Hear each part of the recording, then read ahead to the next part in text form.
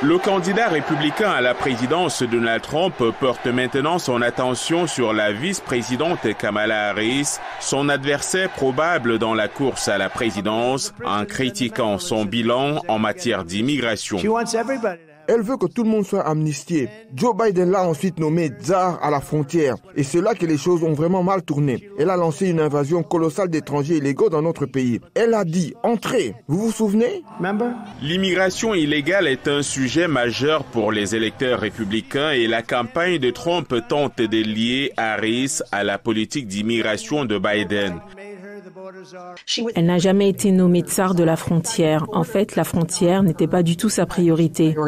Au début du mandat de Joe Biden, Kamala Harris a été chargée de réduire l'immigration à la frontière sud des États-Unis en collaboration avec 3 des pays d'Amérique centrale, le Guatemala, le Honduras et le Salvador.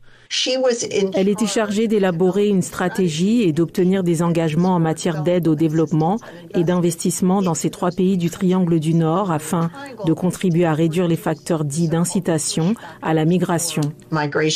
Après que Joe Biden a demandé à Kamala Harris de mener une stratégie visant à améliorer les conditions de vie et à décourager les migrants de quitter leur pays, le message de Mme Harris en matière d'immigration est devenu plus strict. Je veux être clair pour les personnes de cette région qui envisagent de faire ce dangereux voyage à la frontière entre les États-Unis et le Mexique. Ne venez pas, ne venez pas. Selon Donald Trump, le bilan de Kamala Harris montre qu'elle est ultra-libérale en matière d'immigration. Kamala a voté en faveur des villes sanctuaires meurtrières. Elle soutient la décriminalisation des passages illégaux à la frontière et elle soutient l'amnistie de masse pour tous les illégaux. Pensez-y. La semaine dernière, les républicains de la Chambre des représentants ont adopté une résolution condamnant l'administration Biden et sa, je cite, tsar de la frontière Kamala Harris pour ne pas avoir réussi à sécuriser la frontière. Le principal démocrate de la Chambre des représentants, Hakeem Jeffries, affirme que les républicains mentent au sujet de Mme Harris parce qu'ils n'ont pas de plan pour résoudre les problèmes à la frontière. Et